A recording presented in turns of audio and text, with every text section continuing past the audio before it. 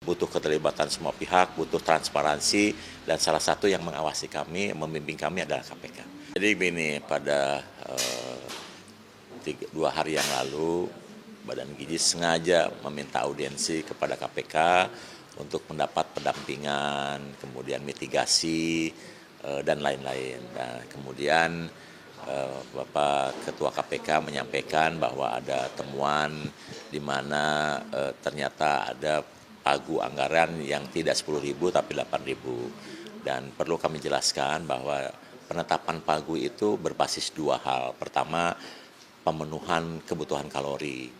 Jadi untuk anak yang kebutuhan kalorinya 350 gram, seperti anak PAUD sampai anak SD kelas 3, itu pagunya tidak 10.000 tetapi memang dari awal 8.000. Nah, kemudian untuk yang kebutuhan kalorinya lebih dari tinggi itu memang 10.000, bahkan ada yang 11.000, sangat tergantung dari juga selain kebutuhan kalori, indeks kemahalan daerah. Jadi 10.000 itu adalah rata-rata. Ya. Di daerah-daerah di mana indeks kemahalannya tinggi, seperti misalnya di Intan Jaya, itu kan pagunya untuk bahan bakunya 60.000, 59, sekian. Jadi perlu kami jelaskan bahwa di dalam makan bergizi ini ada 3 komponen. Yang pertama adalah komponen bahan baku, kemudian yang kedua komponen operasional, yang ketiga sewa untuk semacam insentif lah bagi mitra untuk keterlibatan dalam program ini. Dan perlu kami jelaskan bahwa untuk bahan baku dan juga operasional sifatnya at cost. Jadi kalau kepala SPPG dengan mitra setiap 10 hari mengajukan anggaran, itu dia akan melis berapa saja penerima manfaat, kategorisasinya ada, harganya akan ditetapkan. Kemudian Badan Gizi akan mengirim uang selama 10 hari itu, kemudian digunakan oleh mitra. Nah, uang yang digunakan itu at cost. Jadi kalau misalnya contoh ya, dalam 10 hari itu menerima katakanlah 350 juta untuk bahan baku. Ternyata digunakan 300 juta. Nah, yang 50 jutanya bukan jadi keuntungan mitra, tetapi untuk digunakan 10 hari kemudian. Nah, demikian juga operasional. Nanti kalau misalnya ternyata dikirim uang 350 dan pengeluarannya lebih besar, katakanlah 375 juta, maka yang 25 juta bisa ditagihkan di 10 hari kemudian. Karena kami melakukan operasionalisasi pengajuan itu per 10 hari.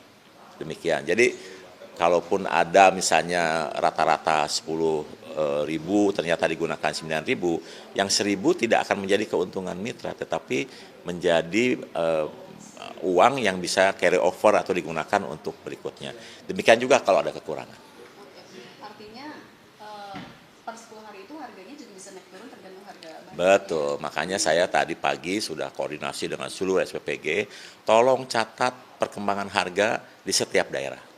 Ya, sekaligus juga kami memantau inflasi, deflasi, kemudian variasi harga setiap daerah, sehingga dengan program ini kami nanti akan menjadi salah satu institusi yang bisa memantau perkembangan harga setiap hari. Karena bisa saja bulan Januari nanti rata-rata katakanlah bahan baku 10.000, ternyata Februari hanya 9.000. Nah, kenapa penyebabnya?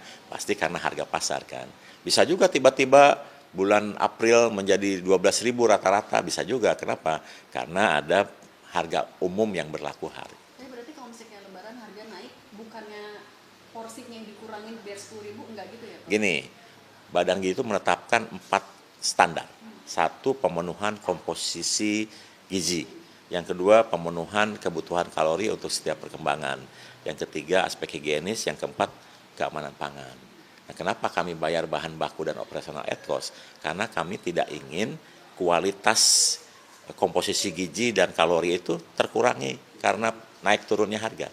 Jadi itu harus menjadi patokan utama yang untuk dilaksanakan. Ya, jadi kenapa kami bayar at cost itu agar siswa itu dan penerima manfaat yang lainnya tidak dikorbankan karena fluktuasi harga. Kami jamin betul komposisi gizi dan juga kebutuhan kalori untuk setiap tahap perkembangan.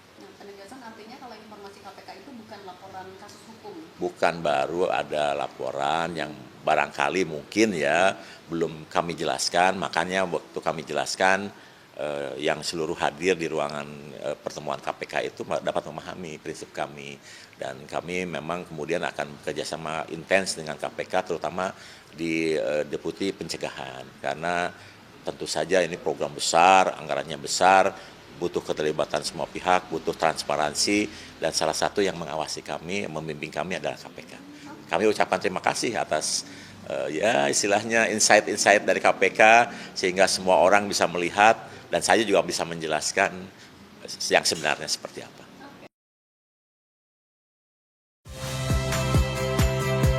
Saya Friska Clarissa. Saksikan program-program Kompas TV melalui siaran digital, pay TV, dan media streaming lainnya. Kompas TV, independen, terpercaya.